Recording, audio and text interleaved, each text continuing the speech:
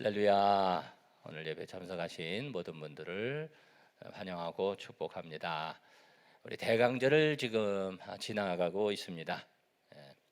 예수님의 이 땅에 태어나신 성탄을 기대하고 또 준비하는 절기가 대강절입니다. 이제 벌써 성탄절이 바로 이제 몇 주, 바로 이제 한 2주도 안 남았죠. 성탄절을 준비하는 대강절, 우리 한번 따라해 보실까요? 준비. 네, 준비가 중요합니다. 오늘의 말씀의 핵심도 준비입니다. 네, 왜 준비인지 여러분이 말씀을 통해서 발견할 수 있기를 바라고요.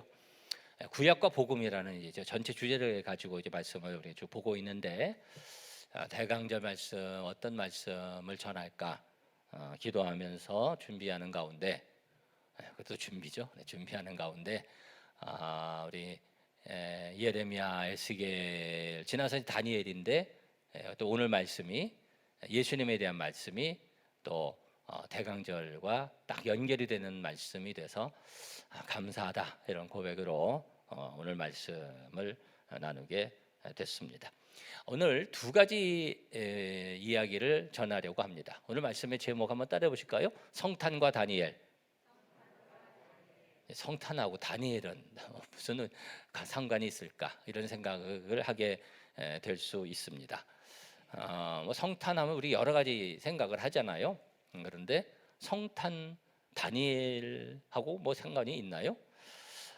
말씀의 제목을 이렇게 잡아볼까도 생각했었어요. 다니엘과 성탄 준비, 또는 성탄을 즈음한 다니엘 이야기, 뭐 이렇게 그런 말씀도 이제 생각했는데, 뭐 이제 그런 이제 상황, 그런 맥락에 있는 말씀이 되겠습니다. 두 가지 이야기를 여러분에게 말씀드릴 건데, 아주 신비로운 사건들입니다. 그리고 아주 흥미로운 이야기가 될 수 있습니다. 나만 흥미로우면 안 되고 여러분도 같이 흥미로우시기를 바라는데, 아주 흥미로운, 아주 신비한 두 개의 사건입니다. 별개의 사건 같은데 아주 중요한 연관이 있는 사건이 됩니다. 첫 번째 이야기는 어떤 이야기냐면, 오늘 우리가 읽은 다니엘에 대한 이야기입니다. 여러분 다니엘 아시죠?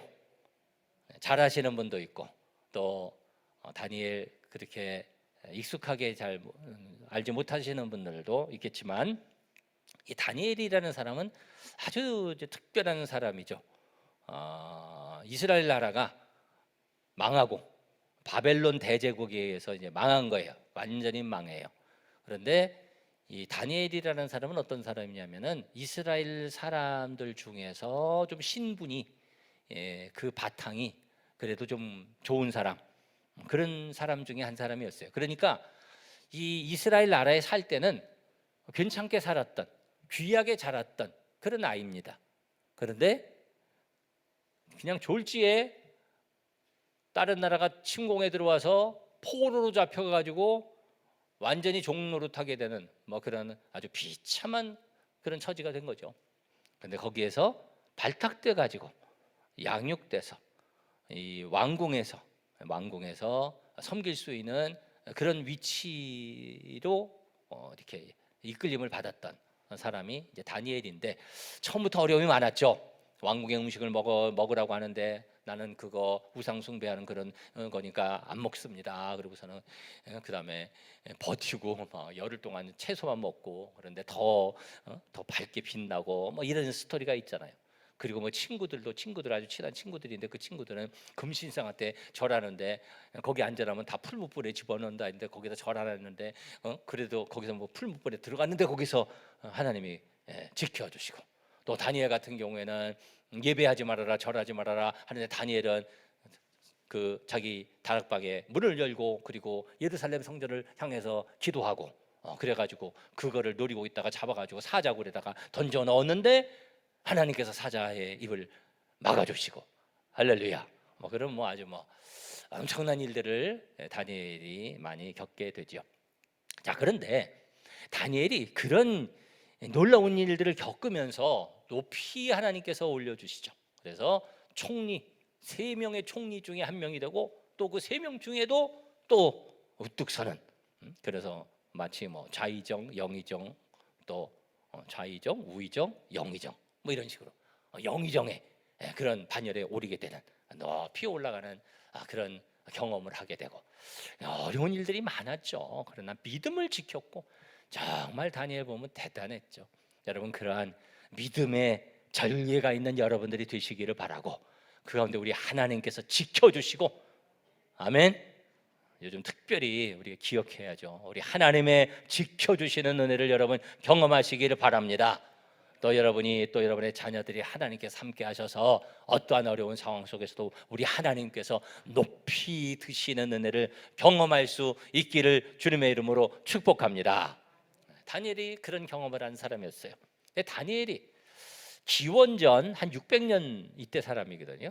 기원전 600년, 600여 년 이때 활동을 했던 사람이고, 그러니까 예수님 태어나시는 이때보다 한 600여 년 전에 활동했던 사람인데, 그런데 다니엘이 그런 엄청난 경험을 했을 뿐만이 아니라 신비한 것들을 많이 경험해요. 신비한 일들을, 환상을 보고 하나님께서 천국, 천상을 열어주시고 그러면서 이 나라가 어떻게 되고 앞으로 이스라엘 나라 어떻게 회복이 되고 회복의 그런 일을 보여주시고 그 주위의 열강들에게 어떠한 일이 이루어질 것이고 그런 것을 환상으로 보여주고 그렇게 다 이루어져요.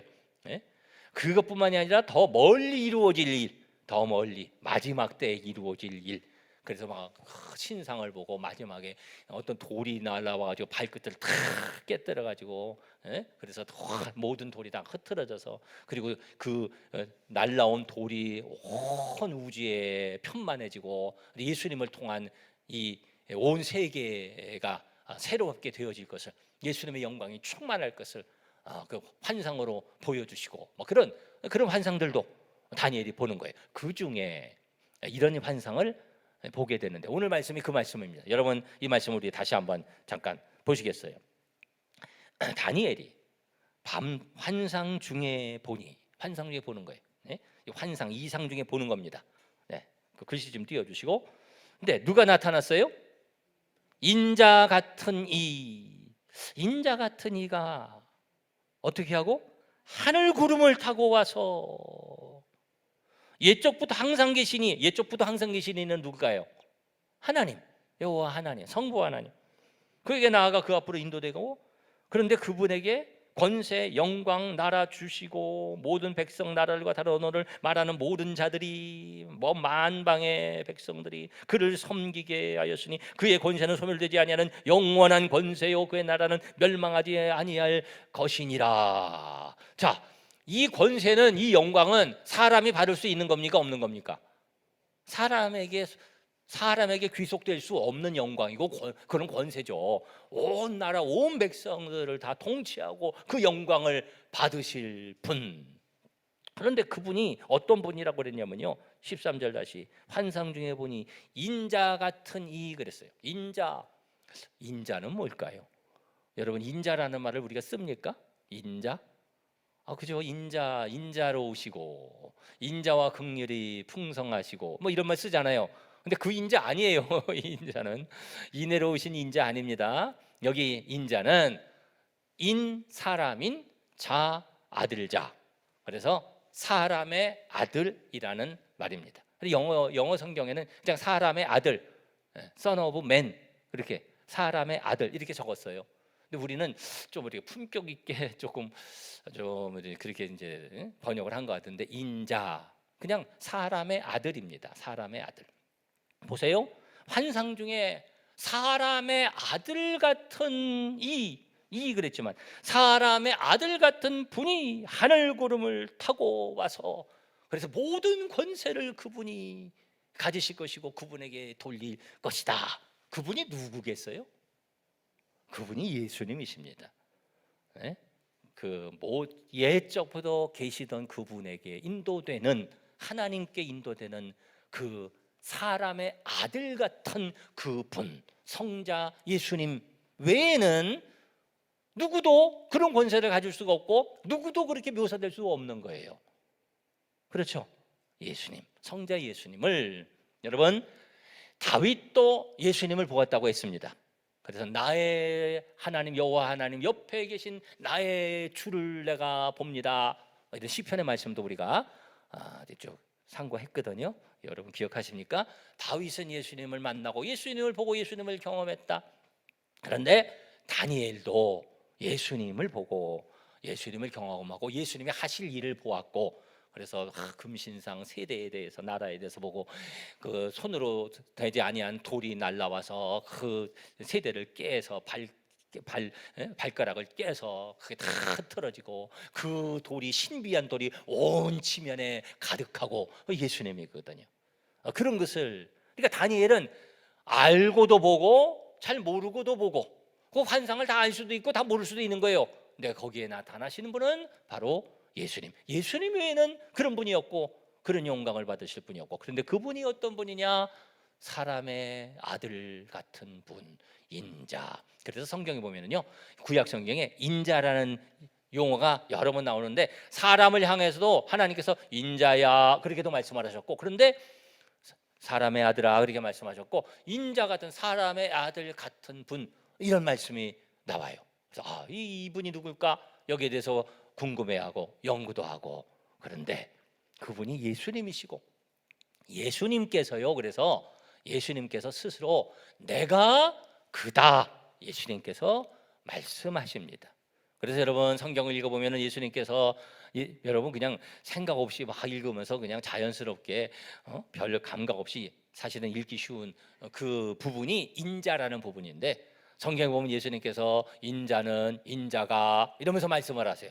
그게 인자하면은 짐이 또는 내가 이렇게로 그냥 여러분이 쉽게 그렇게 이해하고 들으시지만 읽으시지만 원래 영어 성경은 다 son of man이에요. son of man, 사람의 아들. 사람의 아들이 사람의 아들은 사람의 아들이 뭔가 그 구약에 나오는 사람의 아들 같은 그가 나다. 예수님이 말씀하시면서 인자하면 사람의 아들 하면 고유 명사가 돼가지고 그분이 예수님을 칭칭하는 것으로 이렇게 인정받게 그렇게 됐어요.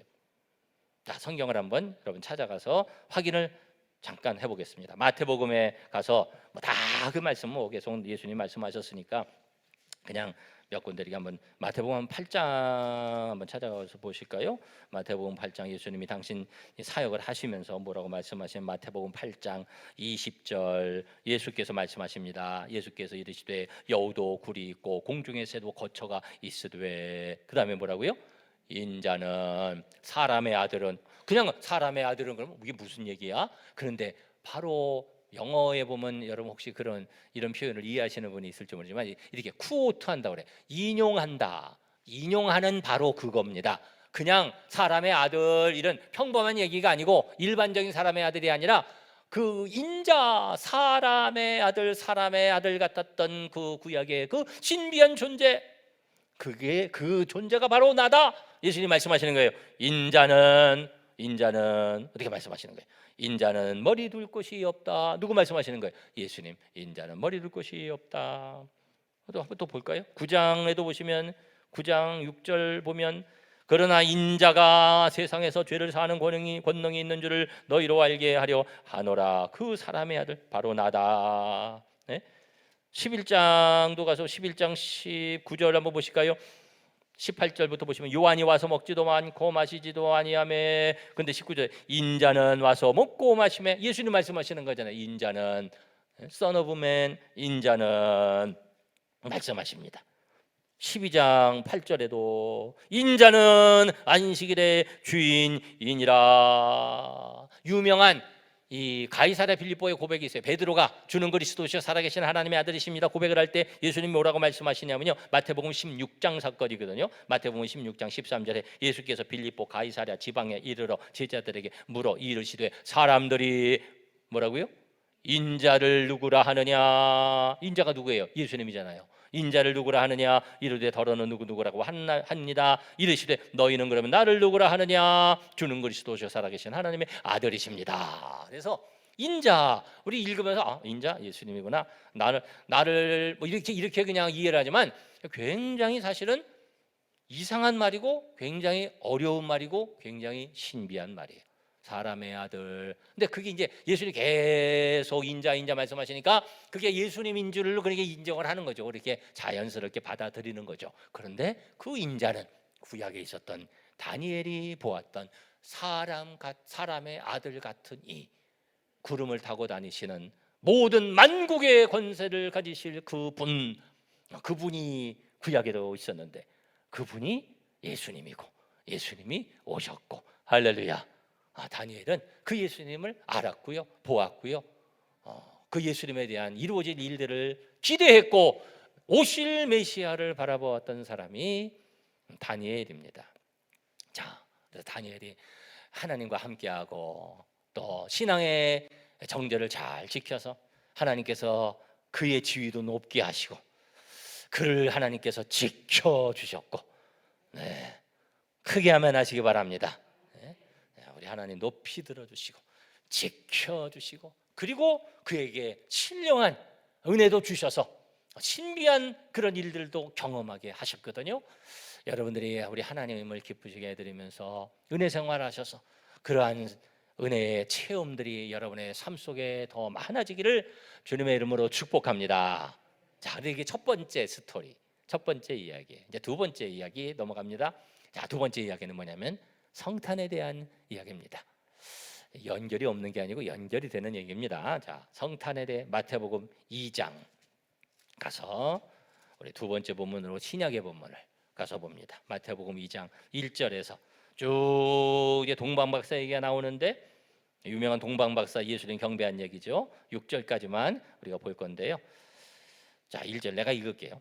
헤롯 왕 때에 예수께서 유대 베들레헴에서 나심에 어디로부터?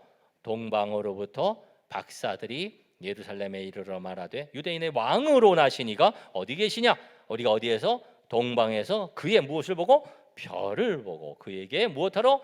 경배하러 왔노라 하니 헤롯 왕과 온 예루살렘이 듣고 소동한지라 왕이 예수 그리스도 어디서 나겠냐 물으니 베들레헴입니다. 이는 이렇게 기록됐습니다. 6절 우리 6절은 우리 다 같이 한 목소리로 봉독해 봅니다. 시작. 또 유대 땅 베들레헴아 너는 유대 고을 중에서 가장 작지 아니하도다. 네게서 한 다스리는 자가 나와서 내 백성 이스라엘의 목자가 되리라 하였음이니이다.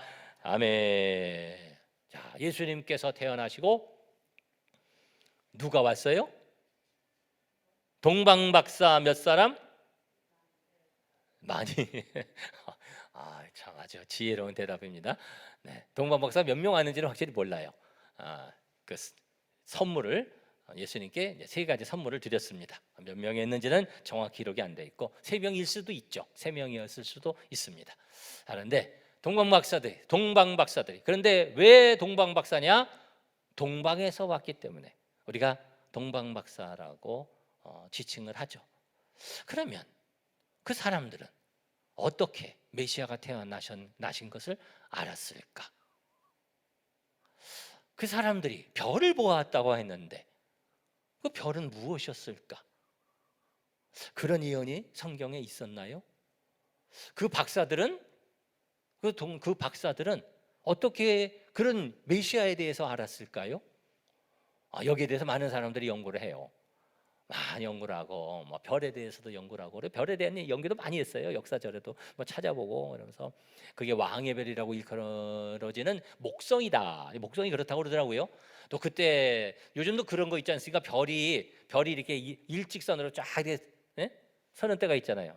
그렇게 해서 이렇게 만난 때가 있었다. 뭐 이런 얘기도 하고 아니 하나님이 별을 만드신 거야.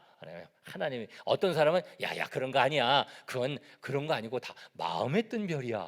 뭐 이런 사람도 있고 그러는데, 근데 하나님이 이제 별이 반짝이는 아주 섬광을 발하는 별이 어떻게든 있게 하셨고 그 별을 보고 이 동방 박사들이 쫓아온 겁니다. 그 별을 보고 그런데 이 박사들에게 어떤 일이 일어난 것인가? 자. 거기에 대해서 많은 연구들이 있었는데요. 그런데 이 역사의 기록과 또 성경의 말씀들을 우리가 잘 이렇게 맞춰보면 그러면 이 조각들이 이렇게 풀려지는 그런 부분들이 있습니다. 이 박사들이 말이에요.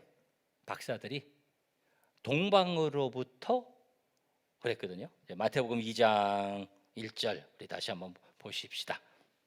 헤로드 왕 때 예수께서 유대 베들레헴에서 나심에 어디로부터? 동방으로부터 왔습니다.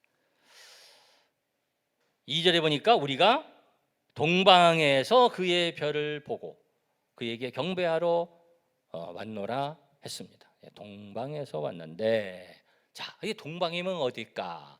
예루살렘, 이스라엘의 동방이면은요, 예루살렘에서 이렇게 동방으로 쭉 이렇게 가면 동방이 어느 쪽이냐면은 바벨론 쪽이에요. 바벨론. 그리고 페르시아, 바벨론, 페르시아 그쪽입니다. 그래서 그쪽이, 그 박사들은 어디서 온 사람들이냐면은 그쪽 동쪽 페르시아 쪽에서 온 사람이에요. 그러니까 그곳에 있던 박사들, 그 박사들은 별을 보고 연구하던 그런 천문학자들, 점성 천문학자들, 그런 사람들이었거든요. 근데 그 사람들이 페르시아 쪽에서 있다가 그 사람들이 별을 보고 예수님을 찾아 경배하러 온 겁니다. 그래서 여러분, 이 동방박사에 대한 이제 그림도 많이 이렇게 그렸거든요. 근데 이제 후대 그린 그림은 자기 나름대로 생각을 해가지고 이렇게 그림을 그려가지고, 그래서 이렇게 좀 의미가 없는 것들이 많은데, 초기의 그림은 처음에 있었던 역사적 사실들을 많이 이렇게 담고 있는 그림들이 있어요. 그래서 그런 그림들이 의미가 있는데, 그냥 그 박사들은 어떤 박사들이었을까? 내가 그림 한두 개 준비했는데, 우리 첫 번째 그림 한번 여러분, 내가 비상 저기 방송실에 준비를 시켜놨습니다. 동방박사의 경배, 이것이 이 동방박사 그림 중에 제일 지금 오래된 거라고 보여지는 그런 그림인데요. 이것이 300년대 그림이고, 남아있는 현존한 많이 그림이 있지만, 이것이 이 로마의 카타콤, 로마의 지하 무덤 벽에 그려진 그림입니다. 여러분, 그림의 형체가 좀 보이시죠? 네, 3명의 박사들이 예수님의 어머니 마리아가 예수님 안고 있는 모습 같은 게 보이시나요? 예수님께 3명이 경배하러 온 그런 제일 오래된 그림인데요. 자, 그래서 여기에서 이런 여러 가지 찾는 부분들이 있는데, 그 다음 그림을 한번, 요 그림이 또 오래된 그림인데, 이게 한 500년대 그림입니다. 요거는 이탈리아에 있는 한 교회, 한 500년대에 큰 교회에 있는 그림인데, 이것은 모자이크로 그린 그림입니다. 여러분이 지금은 잘 안 보이시겠지만 보면은 다 이 모자이크로 된 거예요. 굉장히 정교한 그림입니다. 근데 이 그림이 좀 의미가 있는 게 뭐냐면은, 이 그림부터 모든 그림들이 입고 있는 옷이 어떤 옷이냐면은 페르시아풍 옷입니다. 페르시아, 동쪽 바벨론, 페르시아, 그 동방의 페르시아 사람들이 입고 있던 옷, 그것을 입고 있었고, 그래서 그들이 페르시아 쪽에서 예수님을 경배하러 온 박사들이다, 이렇게 보게 되는 거죠. 그림 내려주셔도 되고. 그래서 이 역사의 기록에 보면은요, 그 역사학의 아버지라고 하는 헤로도투스라는 사람이 있는데, 그 사람이 기원전 400년에 이제 글을 쓰면서, 역사라는 책을 쓰면서 무슨 기록을 남겼냐면은, 거기에 이 바벨론, 메대 나라의 이제 메대, 바벨론, 바사, 페르시아, 이게 다 이제 하나로 이제 뭉쳐지는 그런 나라거든요. 거기에 이런 점성 또 천문학자들 그룹이 있어서 그들이 이 천체를 연구하고 또 온 우주에 대한 그런 것들을 연구하는 집단이 있었다, 그런 기록을 남겼어요. 그러니까 그 사람들이 어떤 사람이었겠어요? 그 사람들이 바로 누구겠어요? 다니엘과 같은 그런 일을 했던, 다니엘이 그런 지혜자, 다니엘이 그런 것을 연구했던 그 중에서 제일 뛰어났던 사람이었거든요. 다니엘이, 지혜자들. 그래서 다니엘에서 보면은 지혜자들을 모으고 점성가들을 모으고, 그 집단들의 대표가 다니엘이었고, 다니엘은 그들을 지혜보다 뛰어난 하나님의 지혜를 가졌고, 할렐루야. 그래서 하나님과 만나고 그러면서 그런 예언들을 다 하고, 그러면서 다니엘이 어떤 일을 했냐면, 다니엘이 그렇게 되면서 다니엘이 높이 추앙을 받고 존경을 받고, 그러면서 그 바벨론과 페르시아 쪽에 여호와 하나님을 알려주고 그들에게 하나님 말씀이 알려지도록 하고, 그래서 하나님 말씀에 대한 기록들을 그들이 갖게 되고, 그래서 하나님 말씀의 그 내용들을 그들이 인지하게 되고, 그러면서 그 그룹의 지혜자들 또 천문학자들이 다니엘의 전통에서, 다니엘의 후손과 다니엘의 전통에서 그런 그룹을 형성하면서 그런 연구들을 하는 그런 사람들이 있었던 거죠. 그렇게 그들이 학문 생활을 하고 천체를 보고 그러다가 어떤 일이 일어난 겁니까? 초신성이 큰 별이 비춰지고, 그래서 이게 뭐지? 그들이 이미 알았을 수도 있지만 몰랐을 수도 있어요. 그래서 이게 뭐지? 그러면서 엄청난 일이 일어났다. 그리고 다니엘 때부터 내려오던 그런 그 이야기 그들이 생각하고, 메시아가 나셨다. 그리고 그것에 대한 그런 일에 대한 그 예언이 암시와 직접적인 예언들이 구약성경에 많이 있잖아요. 마태복음 2장에도 우리가 보았지만 유다 땅 베들레헴에 나신다, 그런 말씀도 있고, 또 별에 대한 말씀도 있거든요. 별에 대한, 왕에 대한 말씀, 그런 말씀이 우리 한번 성경 한번 찾아보실까요? 민수기 24장 보시면, 민수기 24장 여기 보면 발람이라는 사람이 이스라엘 백성들을 저주하려고 하다가 저주하지 못하고 성령의 감동하심을 받아가지고 막 이스라엘을 축복하고, 자기가 마음대로 못하고 막 성령의 감동하심으로 막 말을 하는 거예요. 그러면서 어떤 말을 그 가운데 하게 되냐면, 자기도 모르는 말을 막 합니다. 그러면서 17절에 이렇게 말합니다. 내가 그를 보아도 이때의 일이 아니며 내가 그를 바라보아도 가까운 일이 아니로다. 그 다음에 뭐예요?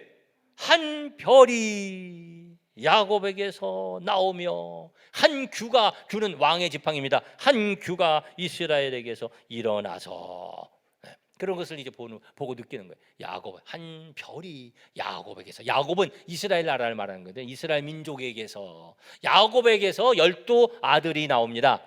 12아들 중에서 특별히 누구의 지파에서 예수님이 탄생하시냐면 유다 지파에서 태어나시거든요. 야곱의 별, 유다, 여기 규가 나오는데 왕의 지팡이입니다. 왕의 지팡이.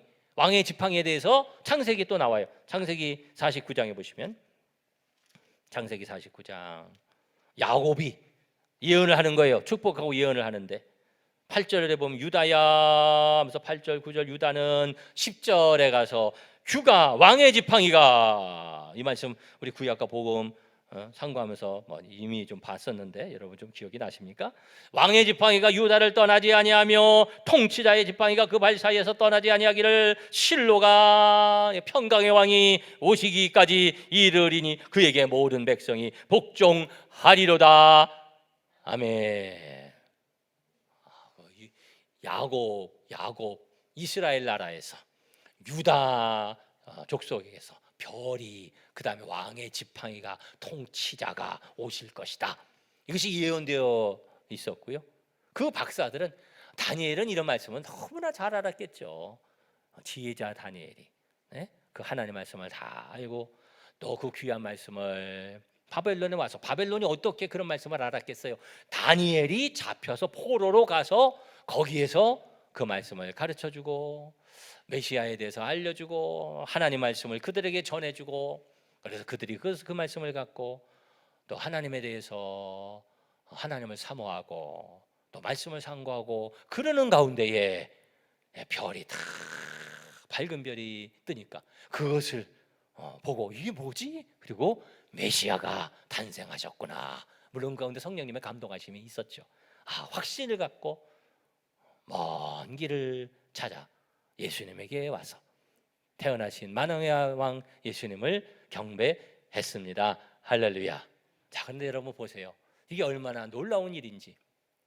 다니엘이 나라가 망해서 포로로 잡혀갔을 때에는 다니엘이 그렇게 높이 될 줄도 몰랐지만, 다니엘이 그렇게 잡혀서 가지 않았더라면 그런 동방박사들의 전승이 없는 거예요.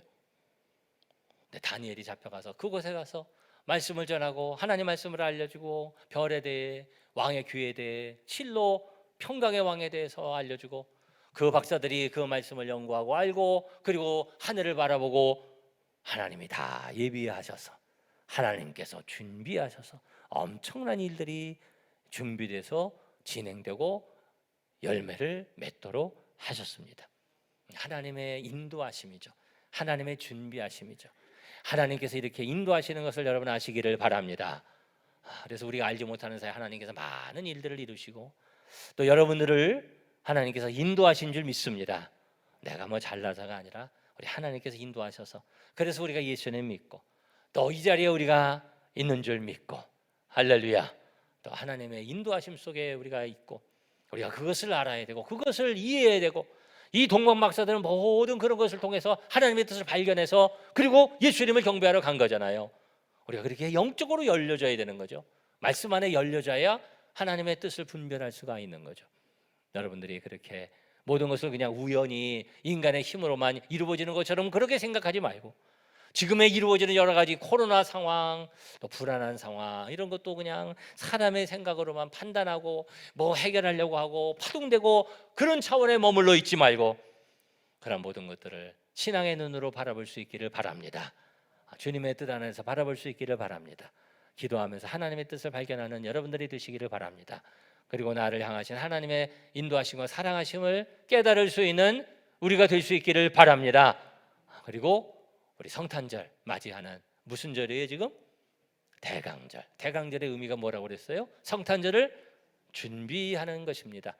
예수님의 탄생을 준비하면서 이 동방 박사들의 그런 역사가 다니엘 때부터 그렇게 준비되어 이루어졌는데, 준비 없이 이루어지는 것이 아니죠. 그냥 성탄절 즐거운 날 와서 예배드리고 오셔서 예배드리는 거 귀한 일이죠. 그렇게 하셔야 되고, 그러나 그것 가지고는 부족한 거예요. 그것만 가지고는 우리가 충분히 느낄 수도 없고 충분히 성탄절을 주님께 올려드리는 것도 아닌 거예요. 잘 준비하셔서 우리 주님의 사랑하심, 인도하심, 성탄절에 대한 준비, 오신 예수님, 그리고 내가 다시 만나는 예수님, 여러분 기억하시고 기대하시면서 성탄절을 준비하셔서 여러분들에게 새롭게 주님 만나는 은혜가 있기를 주님의 이름으로 축원합니다. 기도하겠습니다.